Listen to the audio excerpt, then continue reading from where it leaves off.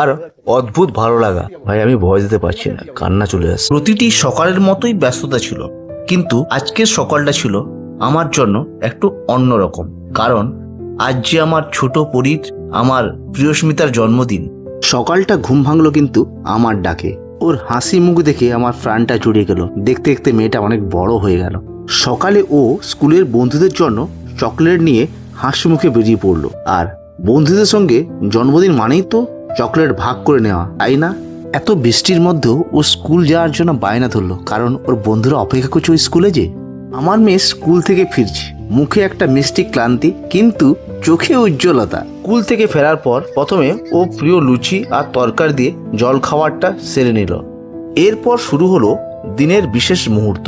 আমি আর ওর মা ওকে মন ভরে আশীর্বাদ করলাম, কারণ আমরা চাই ওর জীবন সবসময় আনন্দে ভরে থাকুক। এরপর ওর জন্য অপেক্ষা করছিল প্রথম সারপ্রাইজ। ওর সব প্রিয় খাবার দিয়ে সাজানো ছিল বিশাল থালা। এই মুহূর্তে ওর চোখের হাসিটা আমাদের কাছে সব থেকে বড় উপহার। এরপর শুরু হলো আমাদের সবচেয়ে গুরুত্বপূর্ণ প্রস্তুতি, কারণ আজকের আনন্দটা শুধু আমাদের ঘরের মধ্যে সীমাবদ্ধ রাখতে চাইনি, এই ভালোবাসা ছড়িয়ে দিতে চেয়েছি আরও অনেক ছোট বন্ধুদের মাঝে। অনাথ আশ্রমের বাচ্চা মেয়েদের জন্য তৈরি হচ্ছিল স্পেশাল রান্না। সব গোছানো শেষ, এবার গন্তব্যের পথে যাত্রা। আমার প্রিয়স্মিতা এক অন্য রকম জন্মদিন উদযাপনের জন্য আমরা প্রস্তুত। অবশেষে আমরা পৌঁছালাম গোপীনাথপুর সারদা আশ্রমে। মিদনাপুরের খুব কাছেই এই আশ্রমটি। বন্ধু, আশ্রমের ভিতরটা এত নিরিবিলি, শুধু পাখির কলরব ছাড়া তুমি অন্য কোনো শব্দ শুনতে পারবে না।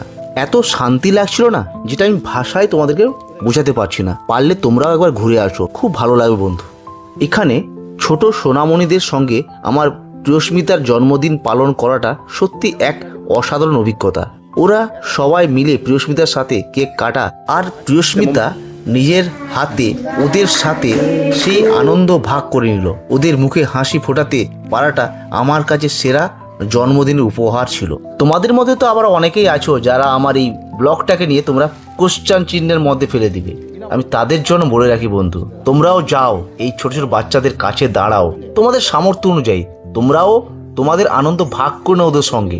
ওরা কিন্তু একদিন তোমাদের কাছে এসে দাঁড়াবে, আমি কথা দিচ্ছি। আমি এদেরকে কথা দিয়েছি, আমি আবার যাব ওদের কাছে। ফেরার পথে ওদের নিষ্পাপ চোখগুলো যখন টাটা করছিল, মনটা কেমন যেন করে উঠল।